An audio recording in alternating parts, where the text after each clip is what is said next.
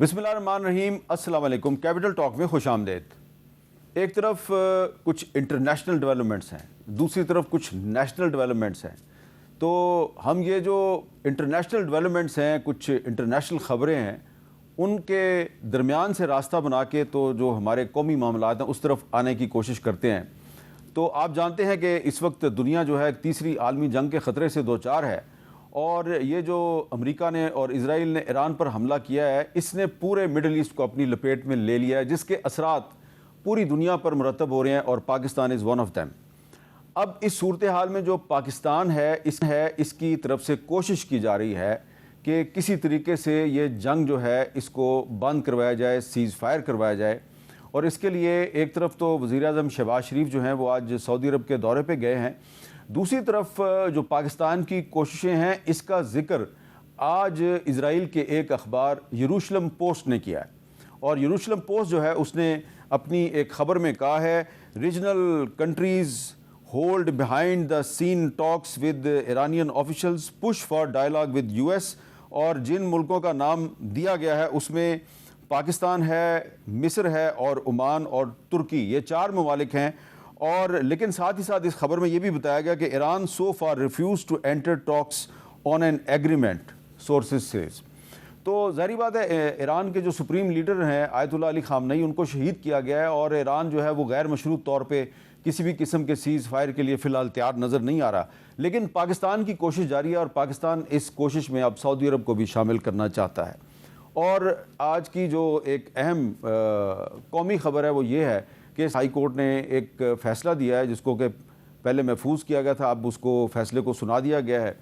और फ़ैसले के मुताबिक इमरान खान साहब को शिफा इंटरनेशनल हॉस्पिटल में मुंतकिल करने की जो दरख्वास्त है वो तो मुस्तरद हो गई है, लेकिन साथ ही साथ अदालत ने यह कहा है कि जी आप एक नया मेडिकल बोर्ड बनाएं, और नया मेडिकल बोर्ड ये फ़ैसला करेगा कि इमरान खान को कितने दिन के लिए किस किस्म के इलाज के लिए हॉस्पिटल में रखने की ज़रूरत है। लेकिन साथ ही साथ इस्लामाबाद हाई कोर्ट ने यह रिलीफ दिया है कि इमरान खान की फैमिली और उनके डॉक्टर्स के साथ उनकी मुलाकात के बारे में कहा है कि ये मुलाकात करवा दी जाए। तो क्या ये मुलाकात हो जाएगी, इसके लिए हमारे साथ मौजूद हैं जनाब डॉक्टर तारिक फजल चौधरी साहब, वफाकी वज़ीर बराए पार्लिमानी अमूर भी हैं और वज़ीर पार्लिमानी अमूर भी हैं, तो बड़ी अच्छी राय दे सकते हैं। और बैरिस्टर उमैर न्याई साहब, रुकन कौमी असम्बली पाकिस्तान तहरीक इंसाफ। तो डॉक्टर तारिक फजल चौधरी साहब, हम पहले ये जो इस्लामाबाद हाई कोर्ट का फैसला है इसी की तरफ आ जाते हैं। इसमें under rule 197 of the Pakistan prison rules, the power to remove a convicted prisoner for special treatment outside the prison premises vests in the government. Court ने गेंद आपके कोर्ट में फेंक दी है, तो क्या फैसला है आपका? हाँ, बिस्मिल्लाहिर्रहमानिर्रहीम। मिर्ज़ा, मैं ज़रा नाज़रीन की मज़ीद आसानी के लिए ये अर्ज़ कर देता हूँ कि जब भी इस तरह का कोई मेडिकल इशू किसी भी कैदी को पेश आता है, वो किसी भी जेल में हो, तो सबसे पहले तो जो जेल के अंदर मेडिकल फैसिलिटीज़ होती हैं उसके तहत उसका जायज़ा लिया जाता है, या उसे वो मेडिकल हेल्प जो है वो प्रोवाइड की जाती है। अगर वो डॉक्टर्स जो जेल के अंदर हैं वो ये महसूस करें कि इन्हें हमें कुछ स्पेशलाइज्ड केयर की ज़रूरत है, तो दैन वो रेफ़र करते हैं पेशेंट को, या तो बाहर से स्पेशलिस्ट आते हैं या पेशेंट को स्पेशलाइज्ड केयर में लेके जाया जाता है, जो कि इमरान खान साहब के केस में हुआ कि जब जेल के डॉक्टर्स ने ये बात महसूस की कि इन्हें हम ट्रीट नहीं कर सकते और इन्हें बेहतर फैसिलिटी की ज़रूरत है, तो इमरान खान साहब को हम पिम्स लेके आए। ये जनवरी की बात है, और उसमें किसी भी पाकिस्तान तहरीक इंसाफ के रहनुमा की तरफ से दरख्वास्त नहीं दी गई थी, बल्कि ये हमारा अपना फ़ैसला था गवर्नमेंट का, और ये उनका राइट है कि इमरान खान साहब को जो बेस्ट अवेलेबल फैसिलिटी है उनके इलाज की वो मुहैया की जाए, और वो हमने की। और दूसरा इंजेक्शन उनको 24 फरवरी को लगा, और अभी तीसरा इंजेक्शन जो है उनकी आँख को, जो उनकी वेन की जो है वो ऑक्लूजन का मसला है, उसके लिए अभी 24 या 25 मार्च को इंशाल्लाह उनका तीसरा इंजेक्शन लगेगा, और वो मुकम्मल ये कहेंगे कि उससे उनको सेहतयाबी हो जाएगी और उनका इशू जो है वो आँख का वो मुकम्मल रिजॉल्व हो जाएगा। ये तो मुख्तसर अहवाल था उनकी इशू का। दूसरी बात मैंने ये आपके प्रोग्राम में ही कही थी कि बहैसियत गवर्नमेंट चूँकि हमारी ज़िम्मेदारी है उनकी सेहत, उनकी सिक्योरिटी और उनके खाने पीने और उनकी तमाम सहूलियात का ख़्याल रखना, तो हम अपनी वो ज़िम्मेदारी समझते हैं और उसे बतरीके एहसन सर अंजाम दे रहे हैं। उसमें किसी तरह की कोई कोताही ये गवर्नमेंट जो है ये किसी तौर पे ना अफोर्ड करती है, और ना हम उसमें कोई कोताही बरत रहे हैं। और तीसरी बात जो आपने कहा कि हाई कोर्ट के फ़ैसले की बात, तो सर आँखों पे हमेशा इससे पहले भी जब भी कोर्ट्स के फ़ैसले हुए हैं, इमरान खान साहब की मुलाकात हुई है। आपको याद है कि जब फ्रेंड ऑफ द कोर्ट के तौर पे सलमान सफ्दर साहब को भेजा गया तो वो भी सुप्रीम कोर्ट का एक फ़ैसला था। गो के असद एहतराम बाहर आके जो रिपोर्टिंग इन्होंने की वो सरासर हक़ाइक़ के मुनाफी थी। वो रिपोर्ट जो है बिल्कुल गलत थी, और लेकिन उससे पूरे मुल्क में एक उन्होंने सनसनी फैलाई और हालात को उन्होंने जो है वो जिस तरह प्रेजेंट किया सूरत हाल उसके मुताबिक नहीं थी। लेकिन उसके बाद उनकी इस रिपोर्ट के बाद आप ये कहें कि जो कोशिशें गवर्नमेंट इमरान खान की सेहत के हवाले से कर रही थी वो उन्हें दुगना तिगना कर दिया गया ताकि कोई कोताही फिर भी इसमें 1% भी इसमें चांस ना रहे। तो अभी भी जो हाईकोर्ट का फ़ैसला है जी, जैसे मैंने पहले कहा कि सर आँखों पे है, उसको उस पर मनोवन इंशाल्लाह अमल दरामद किया जाएगा। बैरिस्टर उमैर न्याज़ी साहब, एक लॉ एक्सपर्ट के तौर पे, एक वकील के तौर पे, आपको लग रहा है कि ये जो इस्लामाबाद हाई कोर्ट का फ़ैसला है मेरे सामने पड़ा हुआ है, आपने भी देख लिया होगा, इसमें कुछ रिलीफ तो मिली है आपको?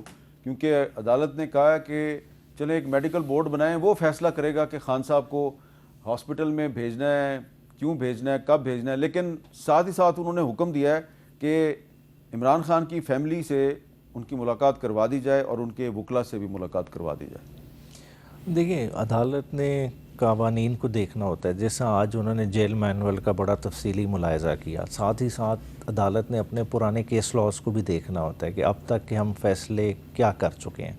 देखिए, नवाज़ शरीफ साहब के केस की बड़ी नज़ीर 2020 की उनके सामने थी, वो वहाँ अदालत में डिस्कस भी हुई।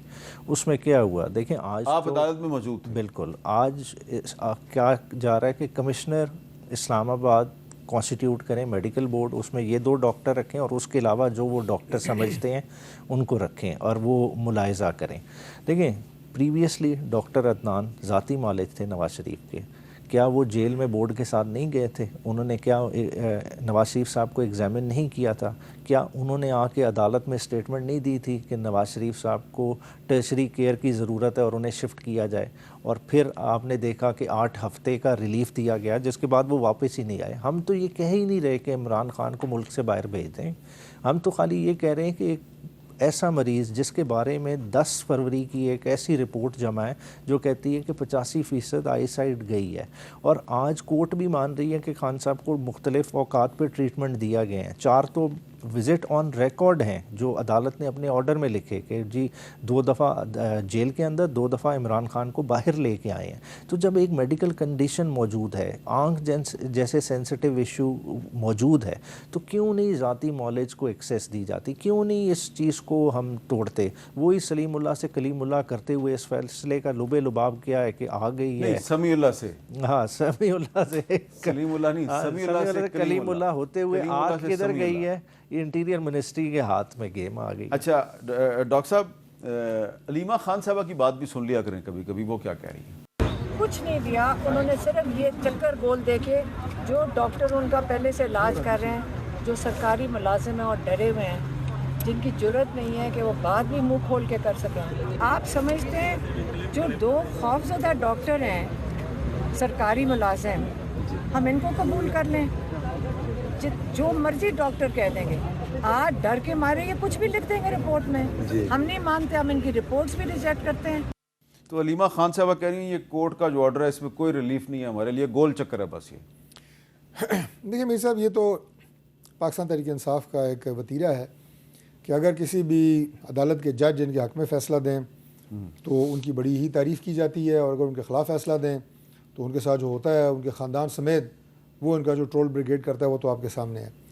अब ये जो डॉक्टर्स की टीम ये गई सिर्फ है, इनका ट्रोल ब्रिगेड नहीं करता, अब तो ट्रोल ब्रिगेड तो आपके पास भी है। नहीं, हमारे पास जो इनके ट्रोल ब्रिगेड के पास जो है वो फ़नकाराना सलाहियतें हैं और जितने ये माहिर हैं अच्छा। हमारे पास नहीं है, लेट मी एडमिट दैट। चलो ठीक। बाकी जो डॉक्टर्स जिनकी टीम ये गई है वो इंतहाई, मैंने ये बात इसलिए पहले मेंशन की, इनकी ये ख़ास सिफ्त का मैंने इसलिए ज़िक्र किया कि इंतहाई काबिल नेक नाम वो डॉक्टर हैं जो इस बोर्ड में शामिल हैं। अभी उनकी क्लास लेने पे तुले हुए हैं कि जनाब वो डरे हुए हैं और वो सरकारी मुलाजिम हैं, वो फ़लाँ हैं।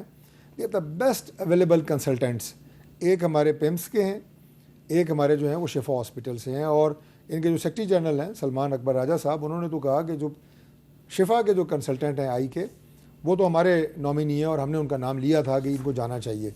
खैर इस पर आप मज़ीद बहस नहीं करते। मैंने पहले आपको ये बात की है कि हमारी इसमें कोई ना तो कोई आप ये कहें कि किसी तरह की हमने इसमें कोई सुस्ती बरती है, ना हम इस मसले को ये चाहते हैं कि इसमें ज़रा सी भी ख़राबी पैदा हो और वो कल गवर्नमेंट के गले पड़े। ये बिल्कुल मैं एडमिट कर रहा हूँ इसको कि हम इसको ज़िम्मेदारी से इसलिए निभा रहे हैं इसको कि हम अपनी ज़मीन ये लेना ही नहीं चाहते, ले सकते नहीं है कि जनाब इमरान खान की सेहत ख़राब थी या उनकी आँख ख़राब थी और उसका जो प्रॉपर ट्रीटमेंट जो है गवर्नमेंट ने नहीं किया। ये बिल्कुल ये नहीं होगा, हम कर रहे हैं। बाकी हम अदालत के फ़ैसले के मुताबिक भी चलेंगे, लेकिन इनके पास ज़ाहिर है और भी कई टॉपिक निकल आएंगे, कई चीज़ें निकल आएंगी। इन्होंने मुखालफत करनी है और सबसे बड़ी बात यह कि अगर आप इनके पाकिस्तान तहरीक इंसाफ के चंद दीगर जो इनके ज़ुआमा हैं, इनके लीडर्स हैं, उनके बयान चलाएँगे तो वो अलीमा खान साहब से मुख्तलिफ होंगे। तो इनके अपने अंदर भी जिस तरह के मुतज़ाद धड़े, मुतज़ाद गुफ्तगू और मुतज़ाद बयानात दे रहे हैं, उन सबको सेटिस्फाई करना तो हमारे बस में नहीं है। लेकिन हम अपनी ज़िम्मेदारी जो निभा रहे हैं वो हम बिल्कुल निभा रहे हैं। और मैं इससे पहले वो बात करना भूल गया था, चूँकि आपने अपने इब्तदाइये में बात की इस खत्ते की सूरत हाल के हवाले से। उस पर हम बाद में बात कर लेंगे, अलग से बात जी अलग कर लेंगे, लेकिन मैं उसमें पाकिस्तान के रोल के हवाले से थोड़ी बात करना चाह रहा था। उस पर बाद में कर लेते हैं, लेकिन ये मैंने इसलिए इनको रोक दिया है, उस पर हम बाद में बात कर लेंगे। बैरिस्टर उमैर नियाज़ी साहब, ये जो इन्होंने अब ज़ाहिरी बात है आपने मौका फराहम किया है, तो वो ये कह रहे हैं कि इनकी कुछ ज़ोमा जो हैं तहरीक इंसाफ के, उनके बयानात जो हैं वो अलीमा खान साहबा के बयानात से मुख्तलिफ होते हैं। ये जो तहरीक इंसाफ की जो अंदरूनी इख्तलाफात हैं जो कि अब लड़ाई बनते जा रहे हैं, उसमें अब जुनैद अकबर साहब ने भी छलांग लगा दी है, जो कि सूबाई सदर हैं खैबर पख्तूनख्वा के। वो कह रहे हैं जी जब अली अमीन साहब चीफ मिनिस्टर थे तो DI खान में तालिबान नज़र आते थे, अब सुहेल अफरीदी साहब चीफ मिनिस्टर बन गए हैं तो खैबर में तालिबान नज़र आ जाते हैं। कहीं तालिबान की ये मौजूदगी फरमाइशी तो नहीं, ताकि मुंतखब चीफ मिनिस्टर को डिसक्रेडिट किया जा सके। ये अब बात किधर से किधर ले जा रहे हैं ये? तो क्या चीफ मिनिस्टर जो है वो अपने आप को डिसक्रेडिट होने से बचाने के लिए सूबाई सदर के इस एक्स पर स्टेटमेंट के बाद खैबर में, यानी कि खैबर जो उनका अपना डिस्ट्रिक्ट है, वो गिरफ्तार कर लें लोगों को? गिरफ्तार क्यों नहीं करता? देखिए अभी जैसा स्टेटमेंट में आपने जिक्र किया है, मुझे अभी इसके बैकग्राउंड का तो पता नहीं, मगर ये फरमाइशी जो लफ्ज़ लिखा है शायद ये दूसरे सेंस में भी तो हो सकता है कि जी एस्टेब्लिशमेंट के एंड वो रेफ़र कर रहे हो कि जी वहाँ से कराई जा रही हो कि CM को इन प्लेस रखने के लिए, उस पर प्रेशर डालने के लिए। लेकिन इस्टेब्लिशमेंट पे तो रोज़ाना हमले कर रही है ये TTP। अब देखें एक अब इसी चीज़ का तो तयन करने की ज़रूरत है। देखें हम पोल्स अपार्ट हैं जहाँ टेररिज्म की पॉलिसी कंसर्न है। देखें फ्रैंकली इस चीज़ को एडमिट करना पड़ेगा। एपेक्स में वज़ीर आला के भी बैठ रहा है वज़ीर आज़म के साथ, मगर क्या इन चीज़ों पे उन्होंने आपस में बात की है कि टेररिज्म क्या ये इम्पोर्टेड है या होम ग्रोन है, हमारा उसमें क्या रोल है, दूसरों का क्या रोल है? हम उस चीज़ पे बात ही नहीं कर रहे, हम चीज़ों को पास ऑन कर रहे हैं। और पास ऑन का हल क्या निकाला हुआ है जी? अफ़गानिस्तान पे 2-3 हमले कर लिए, हमने कह दिया कि वहाँ से हो रहा है। देखें जब तक घर को नहीं सीधा करेंगे, घर के इश्यूज़ को नहीं देखेंगे कि वाकई क्या इन टेररिस्ट की लोकल सपोर्ट है कि नहीं है, क्या उसको सियासी पुष्पनाई मिल रही है या किसी और तरह की पुष्पनाई मिल रही है। देखें ये बड़े सेंसिटिव और संगीन किस्म के इल्ज़ामात हैं। अगर इस ट्वीट को देख लें तो इसको प्रोब तो होना चाहिए। देखें जिस हम स्टेज पे खड़े हैं, हम क्या अफोर्ड कर सकते हैं इस तरह की इंटरनल लड़ाई? आप सही कह रहे हैं कि ये जो जुनैद अकबर साहब ने जो एक्स पे स्टेटमेंट जारी किया है ये बड़ा सीरियस है, लेकिन ये तो आपकी अपनी हुकूमत को भी डिस्क्रेडिट कर रहा है कि भाई अगर खैबर एजेंसी में पेशावर से चंद किलोमीटर के फासले पे लंबी लंबी बालों वाले, लंबी लंबी दाढ़ियों वाले लोग जो हैं असला उठा के उन्होंने सड़क ब्लॉक की हुई है, नाका लगाया हुआ है, तो where is the provincial government? नहीं, ये वो एरियाज़ हैं जहाँ ऑपरेशन चल रहा है, जहाँ खाली प्रोविंशियल गवर्नमेंट का नहीं सवाल, जहाँ मिलिट्री प्रेजेंस भी है। तो अगर इस तरह के मामलात हो रहे हैं तो हमें तो अपना हाउस इन ऑर्डर लाने की ज़रूरत है। देखें ये फुटेजेस ऐसी नहीं है, ये हमने सब ने देखी हैं, ये हर जगह है, ये कोई लोकलाइज इवेंट नहीं है कि किसी ने सुन के बताया है। जब हमने देख लिया तो क्या हमारी लॉ इन्फोर्समेंट एजेंसीज़ ने किया है, फोरेंसिक करके आइडेंटिफाई वो लोग करने की कोशिश की है अपने नादरा के डेटाबेस से कि ये हमारे लोग हैं, ये बाहर के लोग हैं, ये कौन लोग हैं? उस तरफ तो हम गए ही नहीं हैं। मसला है कि हम एक दूसरे को ब्लेम करने पे हमारा ज़ोर से आता है। डॉक्टर साहब ये कोई इस पे कोई कैबिनेट में कोई डिस्कशन हुई है? अमीर साहब इस मौजू के ऊपर फेडरल गवर्नमेंट में बिल्कुल डिस्कशंस होती रही हैं और ये एक ऑन गोइंग इशू है पाकिस्तान का। लेकिन इसमें अगर कोई सबसे ज़्यादा आपको कंफ्यूज लोग मिलेंगे तो वो पाकिस्तान तहरीक इंसाफ के जो KP के ज़िम्मेदारान हैं वो मिलेंगे, इंक्लूडिंग द चीफ मिनिस्टर। और इनके हमेशा आपको मुतज़ाद बयानात जो है वो KP से नज़र आएंगे। और उनकी गवर्नमेंट जो है, देखें, कभी वो कहते हैं जी कि हम ऑपरेशन नहीं होने देंगे, कभी वो कहते हैं जी कि हमारी पुलिस ऑपरेशन करेगी, कभी वो कहते हैं जी कि हम बातचीत के ज़रिए तालिबान से मसले को हल करना चाहते हैं। ये 3 इनकी मोटे स्टैंड्स हैं। अब बाकी तो और कई बयानात ये देते रहे हैं। अब अगर पुलिस बकौल मौजूदा CM के टेररिज्म से लड़ सकती है और हम पुलिस के ज़रिए लड़ेंगे जो उन्होंने चैलेंज किया था, तो ये तो उनके अपने ज़िले के अंदर इनकी प्रेजेंस मौजूद है और उनके अपने सूबाई सदर कह रहे हैं, तो आप लड़ें, आप इनको इनकाउंटर करें। जो आपने सवाल किया कि क्यों नहीं पुलिस उनसे पूछ रही, सूबाई गवर्नमेंट किधर सोई हुई है, बातचीत करना चाहते हैं करें। आपके अपना जो हल्का इंतखाब है वहाँ पे अगर तालिबान की प्रेजेंस मौजूद है, फुटेजेस मौजूद हैं, जो तरीके 3 आपने अपनाए हुए हैं वो करें आप। अब जब ये आप फुटेजेस आती हैं आप कह दीजिए इस्टेब्लिशमेंट क्या कर रही है। मैं आपको बताता हूँ इस्टेब्लिशमेंट क्या कर रही है। जब से तालिबान गवर्नमेंट आई है 2021 से लेकर आज तक 8,200 शातें हो चुकी हैं हमारे KP में, जिसमें हमारे सिविल हैं और ज़्यादा हमारे आर्म्ड फोर्सेस और हमारे लॉ एनफोर्सिंग एजेंसीज़ के लोग हैं। ये कर रही है इस्टेब्लिशमेंट, कुर्बानियाँ दे रही है KP में, मतलब दहशतगर्दी से बचाने के लिए और पूरे मुल्क में इस लहर को फैलने से वो तो अपनी जानें दे रहे हैं। और उसके बावजूद जब आपसे कहा जाता है जनाब के यहाँ पे टेररिस्ट हैं और हम उनके खिलाफ ऑपरेशन, आप भी कुछ लें, आप एक सवालिया निशान लगाते हैं कि जी ये क्या है, ये किधर से है, इस पर बात होनी चाहिए, किधर से आई है। तो ये बड़ी ज़्यादती की बात है।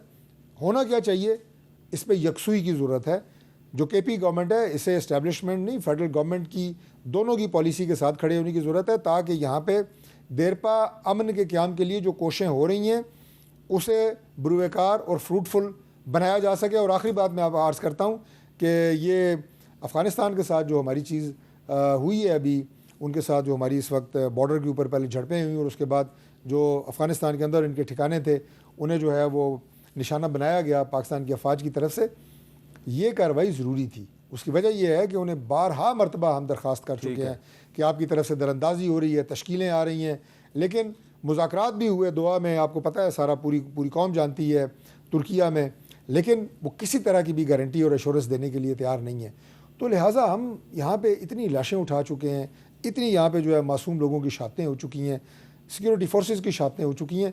तो मेरा ख्याल है कि एक दफ़ा ये सिर्फ दहशत गर्दों के महफूज ठिकानों को तबाह करना ज़रूरी है, बाकी अगर वो बातचीत करेंगे तो हम हाजिर हैं। आपकी इजाज़त से, क्योंकि मैंने पहले आपकी पार्टी के अंदरूनी इख्तिलाफात की बात की है, अब ज़रा मैं हुकूमत के अंदर के इख्तिलाफात की भी बात कर लूँ। तो डॉक्टर साहब, आपको मुबारक हो कि निहाल हाशमी साहब आपके बड़े अच्छे दोस्त हैं, उनको गवर्नर सिंध बना दिया गया है। लेकिन इस पर आपकी जो एक इत्तेहादी है जमात, जो कि काबीना में भी मौजूद है, उसके एक रहनुमा फैसल सब्जवारी साहब क्या कह रहे हैं, ज़रा सुने जी। आपको गवर्नर तैनात करने का फैसला हुआ है, तो MQM को इस पर ऑन बोर्ड लिया गया है इस फैसले पर? देखिए, अभी खबर आई है कि शायद उनकी कोई समरी जा रही है और गई है। मेरी डॉक्टर खालिद मकबूल सिद्दीकी साहब से भी बात हुई कुछ देर पहले। सो नहीं, इस वक्त हमें तो ऑन बोर्ड नहीं लिया गया। और बहरहाल अब देखते हैं कि क्या वज़ीर आज़म ने फ़ैसला किया है, क्यों कर खालिद मकबूल सिद्दीकी साहब को नहीं लिया गया कॉन्फिडेंस में MQM को। तो इस पर हम सोचेंगे, बात भी करेंगे PMLN से।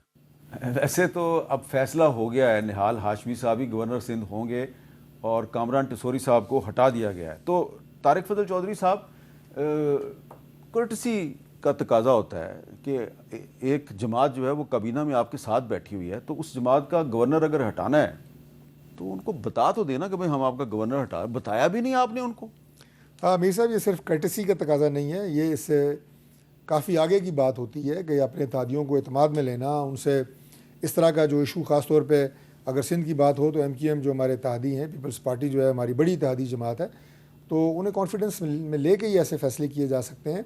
लेकिन अगर MQM के कोई तहफ़्फ़ुज़ात इस सिलसिले में हैं तो यकीनन उन्हें दूर किया जाएगा। प्राइम मिनिस्टर तो अपने तमाम इत्तेहादियों को अपने बहुत छोटे छोटे फ़ैसलों में भी कॉन्फिडेंस में लेते हैं।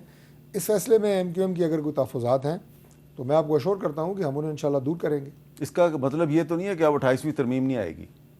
देखिए, 28वीं तरमीम का गवर्नर सिंह की तैनाती से दूर दूर तक कोई ताल्लुक नहीं है, क्योंकि जो गवर्नर सिंध थे पहले, पिछले कामरान टिसोरी साहब के पीपल्स पार्टी से कुछ इख्तलाफात चल रहे थे, तो अब निहाल हाशमी साहब आए हैं, उनका ताल्लुक आपकी जमात से है। और निहाल हाशमी साहब बड़े पुराने मंजे हुए तजर्बाकार सियासी कारकुन हैं, जिन्होंने तलाल चौधरी की तरह तौहीन अदालत के इल्ज़ाम में अपना सियासी कैरियर जो है उसको एक बहुत बड़ा धचका भी पहुंचाया, तो उसके बाद अगर उनको लगाया गया तो इसका मतलब बड़ा मुहतात आदमी आप वहाँ पे लेके आ गए हैं, बड़ा तजर्बाकार जिसने बहुत घाव खाए हुए हैं, बड़े ज़ख्म खाए हुए हैं। तो वो इसमें कोई शक नहीं है जी कि उनका बड़ा एक सियासी तजर्बा है और वो बड़ी एक सियासी फ़हम और फरासत रखते हैं, और प्राइम मिनिस्टर साहब की अगर चॉइस है तो वो इंशाल्लाह ताला डिलीवर करेंगे। मुझे मेरे बड़े अच्छे दोस्त भी हैं, मुझे मुकम्मल यकीन है। लेकिन MQM इंशाल्लाह ताला वो वाहिद जमात है इस वक्त पार्लियामेंट में और हमारे इत्तेहादियों में जिसने इलेक्शन से पहले हमारे साथ अलायंस का और इत्तेहाद का हमें अंदिया दिया था और वादा किया था कि हम इलेक्शन के बाद आपके साथ बैठेंगे। तो लिहाजा उनके साथ हमारा जो बॉन्ड है वो अटूट बॉन्ड है। पिछले 30-35 साल की अगर आप सियासी तारीख निकाल के देखें तो MQM ने इस तरह के वादे वईद, इस तरह के मुआहदे तकरीबन हर बड़ी जमात के साथ किए हैं और हर हुकूमत में वो किसी ना किसी तरीके से डायरेक्टली इनडायरेक्टली शामिल भी रहती है। मेरा ख्याल है एक ब्रेक ले लेते हैं, ब्रेक लेते हैं जी, ब्रेक के बाद दोबारा मिलते हैं।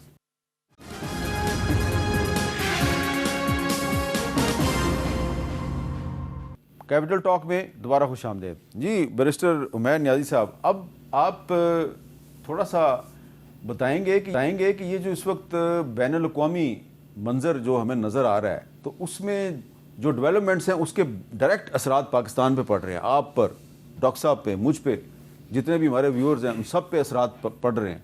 पहले थोड़े दिन पहले 55 रुपये लीटर पेट्रोल महंगा हुआ है, अब लग रहा है कि फिर मज़ीद महंगा होने वाला है। तो इस सूरत हाल में कुछ सियासी मुफाहमत पाकिस्तान के अंदर भी नहीं होनी चाहिए?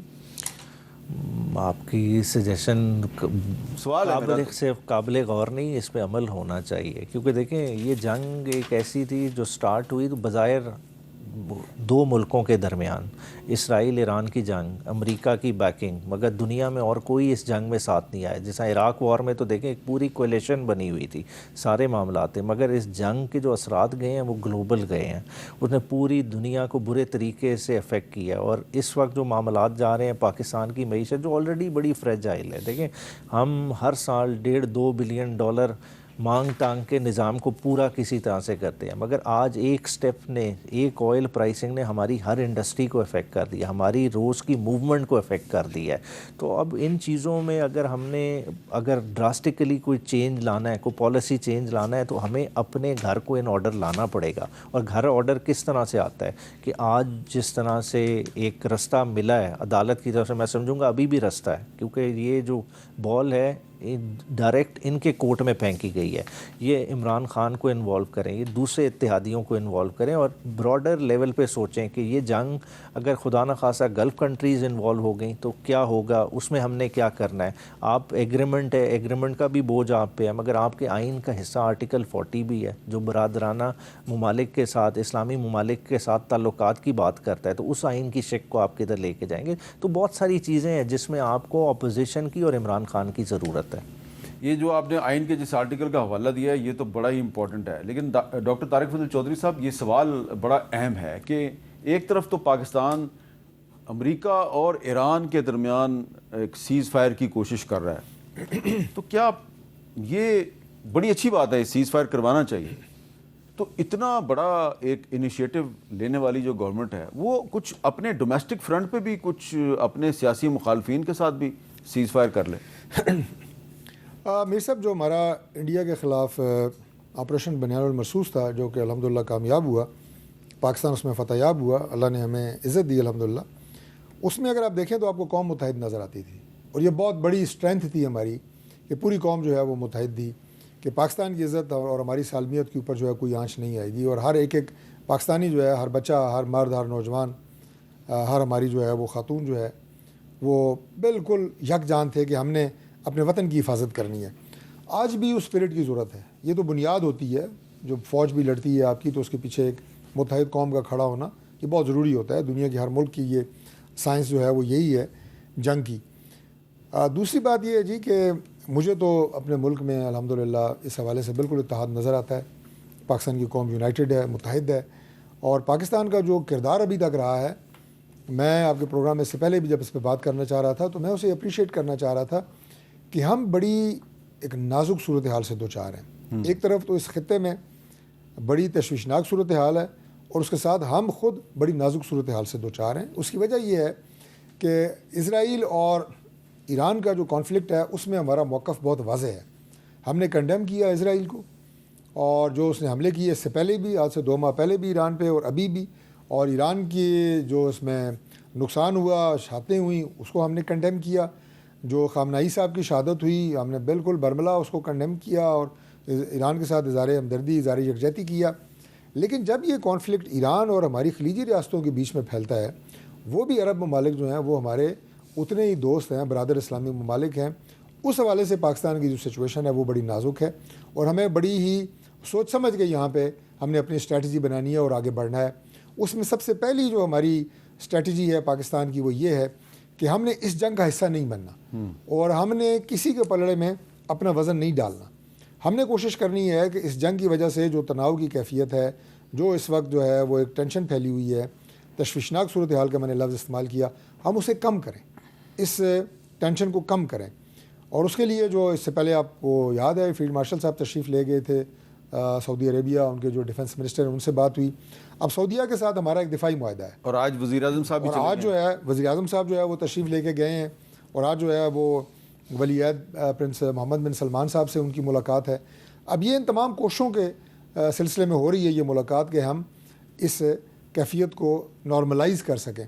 मेरे साहब ये बात मुझे कहने दें कि ये जो कैफियत इस वक्त चल रही है, जिसका अभी न्याय साहब ने बात की कि पूरी दुनिया से मुतासर हो रही है, बिलाशुबा पूरी दुनिया में ये इफ़ेक्ट आ रहा है, लेकिन हमारा ख़िता खलीज सब कॉन्टिनेंट ये 1 महीना इस सिचुएशन का मुतामिल नहीं हो सकता, क्योंकि जो हमारी इस वक्त पेट्रोल, उसके अलावा हमारी यहाँ पे तो हमारी बहुत सारी ऐसी अजनास हैं कि हम काफ़ी हद तक खुद सस्टेन कर सकते हैं, लेकिन जिन हम खलीजी रियासतों की बात कर रहे हैं उनकी तो पीने के पानी से लेके और उनकी बाकी अशिया खुर्दनोश ज़्यादातर इम्पोर्टेड आइटम्स हैं।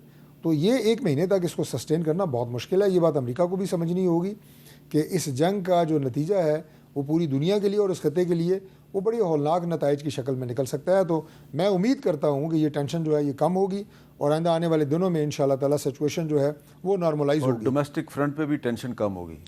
डोमेस्टिक फ्रंट पे हमारी तो पूरी कोशिश है लेकिन जिन लोगों की सियासत जो है वो टेंशन को एस्केलेट करके कायम है, वो तो कभी भी देखिए, मैं ये बार बार उस बात पे नहीं आएंगे। मैं सवाल आपसे बार बार इसलिए कर रहा हूँ, आप जानते हैं ना रमज़ान का महीना है और रमज़ान के महीने में आपने तो खैर सरकारी सतह पे तो इफ्तार पार्टियाँ बंद की हुई हैं, लेकिन ये जो डिप्लोमेट्स होते हैं वो तो इफ्तार के बहाने मेल मुलाकात करते हैं और बातचीत करते हैं। तो पिछले 2 दिन से जो एक सवाल बहुत ज़्यादा हमसे पूछा जा रहा है डिप्लोमेट्स की तरफ से, यार आप इंटरनेशनल लेवल पे सीज़ फायर की कोशिश कर रहे हैं, पाकिस्तान के अंदर भी एक सीज़ फायर कराने के लिए कोई रोल प्ले करें, तो हम आगे से आपकी तरह मुस्कुरा देते हैं। Yes excellency, you are absolutely right. मुझे गवर्नमेंट का आप एक कदम बताएं कि जिससे पाकिस्तान के अंदर हमने कोई टेम्परेचर बढ़ाने की कोशिश की हो या हमने कोई डोमेस्टिक टेंशन बढ़ाने की कोशिश की हो। प्राइम मिनिस्टर शहबाज शरीफ जो है, एक कदम आपने मुझसे पूछा ना, तो मैं उनसे पूछ एक कदम बताएं जी इन्होंने कहाँ पे टेंशन बढ़ाई है, तो कह रहे हैं हम टेंशन खत्म कर रहे हैं। इन्होंने टेंशन शहबाज घटाने शरीफ से की ज़्यादा कोशिश 16 जू प्राइम मिनिस्टर मुझे पाकिस्तान की तारीख में बता दें। नहीं, सुलह जू तो इंटेंशन नज़र आनी चाहिए ना, खाली मेडिकल का ही अहवाल ले लें। क्या एक डॉक्टर की मुलाकात नहीं हो सकती थी, सारी टेंशन डिफ्यूज़ हो जाती? क्या एक फैमिली अटेंडेंट इमरान खान के साथ नहीं हो सकता था, सारी टेंशन डिफ्यूज़ हो सकती थी? मगर हम उस सब करना ही नहीं चाहते। पता नहीं इनकी क्या मजबूरी है, मतलब ये बताने से भी कासिर हैं और हम समझने से भी कासिर हैं। बताने ये से जो भी इशू है ना इंटरनेशनल इशू जिसकी हम बात कर रहे हैं, मैं ये गैर सियासी बात कर रहा हूँ जी, इसमें इमरान खान का इशू जो है ना टोटल इररेलेवेंट है। हमारे लिए रेलेवेंट होगा पाकिस्तान की सियासत में, लेकिन जिस नेशनल पॉलिटिक्स की, जिस क्राइसिस की और वॉर जोन की हम बात कर रहे हैं, वहाँ पे इमरान खान इज़ इररेलेवेंट। इसलिए पाकिस्तान तहरीक इंसाफ से मेरी ये गुजारिश है कि जब पाकिस्तान की यूनिटी की, पाकिस्तान जिन खतरात में घिरा हुआ उनकी बात होती है, इंटरनेशनल कम्युनिटी की जो इस वक्त कंस्ट्रेंट्स हैं, प्रेशर्स हैं, वॉर जोन की बात हो रही है, उसमें आप कोई किरदार अदा करने की बात किया करें। अब वो हम बचपन में कॉलेज के ज़माने में एक इश्तिहार चलता था कि सारे मसलों का इको हल नवाब ट्यूबवेल। इस तरह नहीं होता कि हर मसले का हल जो है इमरान खान से मुलाकात में है, हर मसले का हल जो है वो इमरान खान है। इमरान खान के दौर में ये कहाँ इन नवाब ममालिक के साथ, ट्यूबवेल, कहाँ इमरान खान? सर हर मसले का हल जो है ना वो ये एक ही है पाकिस्तान तहरीक इंसाफ के पास। मैंने इसलिए वो मुहावरा अच्छा, वो इश्तिहार वो जरा आपको थोड़े बताया। से वो बहुत ही जो है ना सुलझू आदमी है, वो थोड़ा सा उनको थोड़ा सा गुस्सा आया, उसको आप छुपाने की कोशिश कर रहे हैं। आया थोड़ा गुस्सा आपको? मैं आपके पास आता हूँ, एक गुस्सा नहीं वक्त के बाद। करते।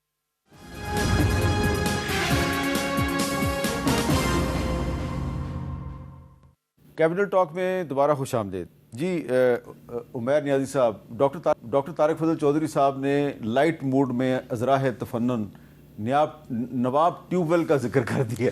देखें, इमरान खान इनके लिए है इंश्योरेंस पॉलिसी। देखें, इन्होंने हर जगह रियलाइज़ कराना होता है इमरान खान बाहर आ गया तो क्या मसला हो जाएगा। वो नहीं चलता था स्टेट लाइफ का, भूलना जाना फिर पापा। ये बार बार रियलाइज़ कराते हैं किसी कॉर्नर को कि ये नहीं भूलना, अगर ये आ गया तो ये कर देगा। हालांकि ऐसा कुछ नहीं है। देखें, इमरान खान बहुत बड़ा रोल प्ले कर सकता है। इमरान खान को आप कंपेयर किस से कर रहे हैं? देखें, इमरान खान की अपनी एक स्ट्रेंथ है। आप उम्मत मुस्लिमा में बड़े लीडर्स डिस्कस करेंगे, क्या इमरान खान का नाम नहीं आएगा? क्या इमरान खान ओपिनियन चेंज करने की सलाहियत नहीं रखता? क्या इमरान खान के जो वोट बैंक है उनको मोल्ड नहीं कर सकते? देखिए, इस वक्त जो यूनिटी हम तलाश कर रहे हैं, ईरान के एस्पेक्ट एक को देखना चाहिए। कौमें बिल्डिंगें गिराने से नहीं तबाह होती। 8,400 से ज़ायद बिल्डिंगें मस्मार कर दी, ईरानी कौम तो नहीं ख़त्म हुई। नेशनलिज्म अलाइव है। आज हमें वो नेशनलिज्म दोबारा से कंस्ट्रक्ट करना है। तो उसमें मामार एक, अगर आप नहीं रियलाइज़ करते, मगर एक मामार इमरान खान भी है, उसको भी साथ मिलाए, बाकी भी हैं। हम नहीं, वो साथ मिलने के लिए तैयार है। देखें, क्यों नहीं मिलेंगे? इमरान खान देखें मुल्क के लिए, मुल्क की यूनिटी के लिए बिल्कुल तैयार है। इमरान खान को इन इंटरनेशनल ख़तरात का पता है। इमरान खान को इन सारी चीज़ों का अदराक, ये जो जियो पॉलिटिक्स चेंज हुई है, इमरान खान को इस चीज़ की रियलाइजेशन थी और आज भी है। और इमरान खान इन चीज़ों पे बिल्कुल जो है ना बात करेगा। ये एंगेज तो करें। एंगेजमेंट के लिए सबसे आखिरी मिसाल मैं आपको दे देता हूँ कि अभी जिस सिचुएशन की हम इस खत्ते में बात कर रहे हैं, वॉर लाइक सिचुएशन है, उसके लिए प्राइम मिनिस्टर साहब ने तमाम पार्टियों के पार्लिमानी लीडर्स और उनके सीनियर लीडर्स को मदऊ किया कि हम उनको ब्रीफ करना चाहते हैं। प्राइम मिनिस्टर हाउस में राना सनाउल्लाह साहब की क़यादत में मैं और राना साहब गए। लीडर ऑफ अपोजिशन के चैम्बर, दोनों लीडर ऑफ अपोजिशन को दावत दी, इन्होंने इनकार कर दिया। तो एंगेज और क्या होता है? इन्होंने कहा था कि आप पार्लियामेंट को एतमाद में लें। देखिए, पार्लियामेंट को एतमाद में लेना ना लेना उस इजलास में फैसला होना था, जिसका आपने बाइकआउट कर दिया।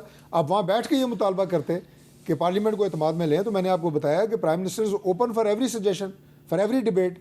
तो हो सकता था, आज भी हो सकता था। अच्छा, मैं ज़रा आपकी इजाज़त से एक छोटा नहीं काफ़ी बड़ा मसला है। मुझे पंजाब के मुख्तलिफ शहरों से बहुत से लोगों ने कहा जी कि इशू को आप ज़रूर हाईलाइट करें, क्योंकि पंजाब के मुख्तलिफ शहर, ख़ास तौर पे जो लाहौर और इसके इर्द गिर्द के इलाकों के जो गटर हैं, वो मुसलसल इंसानी जानों को, बच्चों को निगलते जा रहे हैं। कहीं पर भी हो ये वाक़या, हम उसका जिक्र करते हैं और हम मुतालबा करते हैं, ज़ोर देते हैं जी कि मसला हल किया जाए, लेकिन ये मसला हल नहीं हो रहा। पिछले 2 साल में तकरीबन 14-15 बच्चे, और सिर्फ पिछले 2 माह में 6 बच्चे जो हैं वो इन गटरों में गिर चुके हैं। और सिर्फ मैं पिछले 2 माह का जिक्र करूंगा कि 28 जनवरी 2026 लाहौर में भाटी गेट के करीब खातून और उसकी 10 माह की बच्ची एक खुले मेन हॉल में गिरी। 29 जनवरी 2026 फैसलाबाद में 4 साला बच्ची जौहड़ में डूबकर जान की बाजी हार गई। फिर 2 फरवरी 2026 कसूर में 3 साला बच्ची एक खुले मेन हॉल में गटर में गिर गई। गुजरांवाला कामोकी में 7 फरवरी 2026 को 2 साला बच्चा जो है ये घर के बाहर सीवरेज की नाली में गिर के जान भाग हुआ। 9 फरवरी 2026 बावलनगर में 3 साल का बच्चा गंदे पानी के गड्ढे में गिर के जान भाग हुआ। और फिर 11 मार्च 2026 लाहौर रायविंड में 2.5 साला बच्चा खुले मेन हॉल में गिर कर जान भाग हो गया है। ये मैं इसलिए कह रहा हूँ कि ये पंजाब के मुख्तलिफ शहरों के खुले मेन होल बच्चों को नगलते जा रहे हैं और ये सिलसिला रुकने में नहीं आ रहा। ये मैं क्यों जिक्र कर रहा हूँ बार बार, इसलिए कि चीफ मिनिस्टर पंजाब साहिबा जो हैं उनका एक बयान जो है वो मुझे बार बार याद आता है। आप भी ज़रा सुनिए। दरियाए फरात के किनारे अगर कुत्ता मरेगा तो हजरत उमर रिस्पॉन्सिबल होंगे, तो वजीर आला कैसे रिस्पॉन्सिबल नहीं हो? ये जो गटरों के ढक्कन है, मैं रोज रात को बैठ के चेक करती हूँ कि किस जगह जो है वो गटर का ढक्कन नहीं लगा, क्योंकि ये सिर्फ गटर का ढक्कन नहीं है। खुदा न खास्ता उसमें कोई बच्चा गिर जाए, कोई मोटरसाइकिल वाला गिर जाए या कोई एक्सीडेंट हो जाए तो कौन जिम्मेदार है? क्योंकि मैंने आपको जैसे बताया कि ये गटर का ढक्कन नहीं है, ये किसी बच्चे की जिंदगी है। किसी माँ की गोद में जो बच्चा खेलता है, ये उसकी जिंदगी का सवाल है। और अब इशारे मिल रहे हैं कि पंजाब में एक नया कानून आ रहा है, ये बच्चों को गटरों में गिरने से रोकने के लिए कानून किस किस्म का आ रहा है, जरा ये भी सुन लें। माँ बाप को भी बार बार ये कहना चाहिए कि खुदारा अपने बच्चों का ख्याल रखें। अब मैं बार बार एक बात कहती हूँ कि जब बच्चे डिचेस में गिरते हैं, जब बच्चे गटर्स में गिरते हैं, बहुत बहुत बड़ी वाटर बॉडीज हैं जहाँ के जिनको जो और नाले हैं, नहरें हैं, वहां पर आप तो लाखों किलोमीटर्स बन जाता है, उसको कवर करना गवर्नमेंट के लिए आसान नहीं। तो हमें ये भी लॉज बनाने चाहिए, रूल्स बनाने चाहिए कि जो अपने बच्चे का ख्याल नहीं करेगा उस माँ बाप को पुलिस पकड़ेगी, उनके माँ बाप को रिस्पॉन्सिबल ठहराएगी। तो अब मैं आखिर में इजाज़त लेके डॉक्टर तारिक फजल चौधरी से और बैरिस्टर साहब से सिर्फ इतना अर्ज़ करूँगा कि गटरों के ढक्कन अगर आप बंद कर दें तो बहुत सी जानें बच सकती हैं। और अगर आपने ये कानून बना दिया कि जिसका बच्चा जो है वो खुले मेन होल में या गटर में गिर के जाँ बहक हो गया, उस बच्चे के माँ बाप को पकड़ के आप जेल में डाल देंगे, अगर आपने ये कानून बना दिया तो ये तो कानून नहीं, ये बहुत बड़ा जुल्म होगा। इजाज़त दीजिए, अल्लाह हाफ़िज़।